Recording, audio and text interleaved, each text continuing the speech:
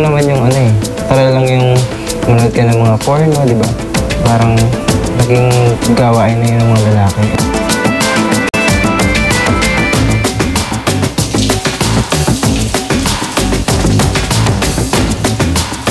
Pag nakakasilip po ako, parang ang saya-saya ko. Pero pagkatapos ko po manilip, nagsasarili po ako.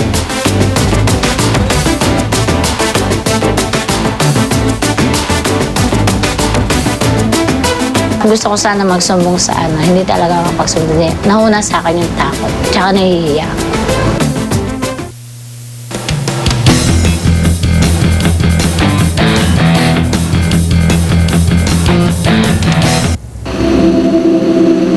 Si Nick, 17 taong gulang. Nasa sistema na raw ng katawan niya ang mamboso.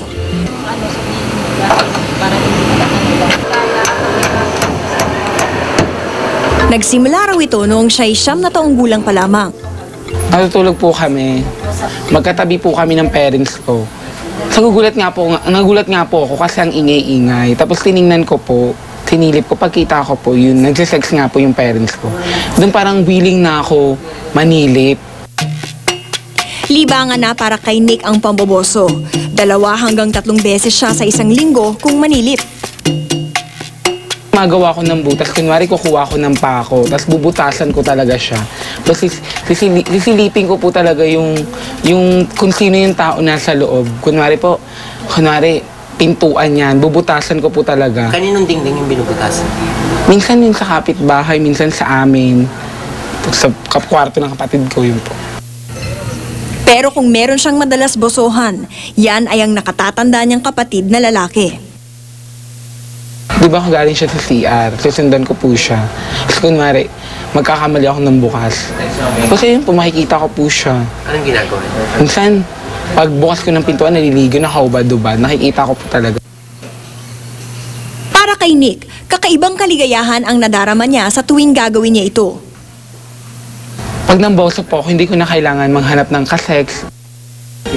Kung pako ang gamit ni Nick sa pamboboso, ito naman si Edwin, high-tech, cellphone ang gamit. Sa isang bahay kami, barka-barkada, tapos may mga iba kaming bisita. Parang house party. Ganoon. Tapos, siyempre, nagkaroon mga tipsy na sila, mga nakainom na. So, may mga mag-jowa or partner na nagkainit na, tapos pumunta sa isang room. Tapos meron kami, nag-plant kami nung Nag-plant kayo nung cellphone? Kahit ang sarili niyang asawa, kinukunan niya ng video. Kasi sabay kami naliligo. So, bibihis kami, tapos kukunan ko na siya ng video. Kukunan sa video, kukunan ko siya ng picture. Tapos papakita ko sa kanya. Ano sinasabi niya?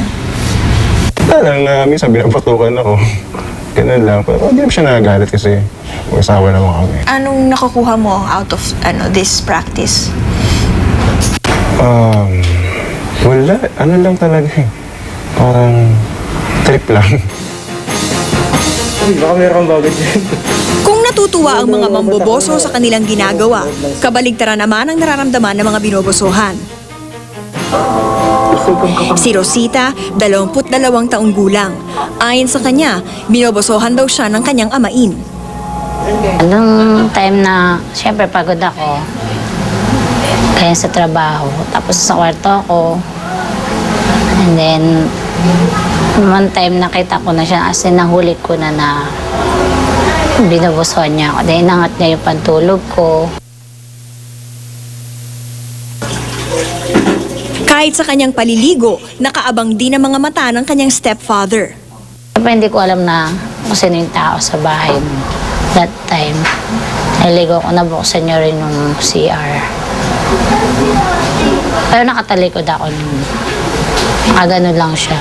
Tapos sabi ko, punyet, napamura ako sa kanya. Ayon sa isang psychologist, nagagamot ang voyeurism o yung pamboboso. Ang importante dyan, may full cooperation ng taong involved. No? May acceptance siya, may recognition siya na may problema siya. With professional assistance, madidetermine mo yon kung ano yung trigger. No? Ano yung thought or image na nag-trigger ng urge ng paninilip. Pag na-address yun, then the minute maramdaman mo na you have been triggered, you can already give yourself a suggestion or an instruction so that you can stop it. Sa kasalukuyan, wala pa ring ngipin ang ating batas para tuluyang mahinto ang ganitong gawain. Ang batas na umiiral ngayon under the revised penal code ay yung unjust vexation. Yun yung batas na nagpapataw ng criminal penalty. In fact, 1 to 30 days of imprisonment plus fine sa mga tao na nang iinis, nang iirita. Pagka yung pamboboso ay merong kasamang yung pagnanasa dun sa katawan ng tao.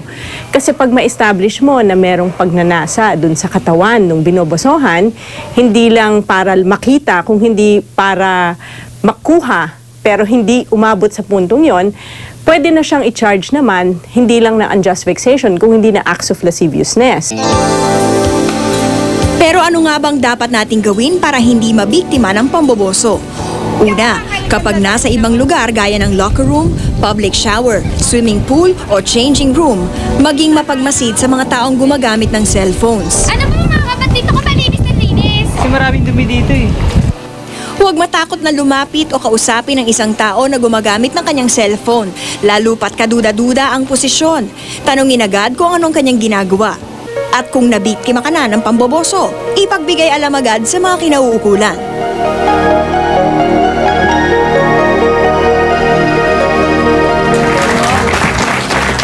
Miriam, dun sa research mo, ilang manabang tao ang nakulong dahil sa pagboboso? Well, according to the NBI, 10 na po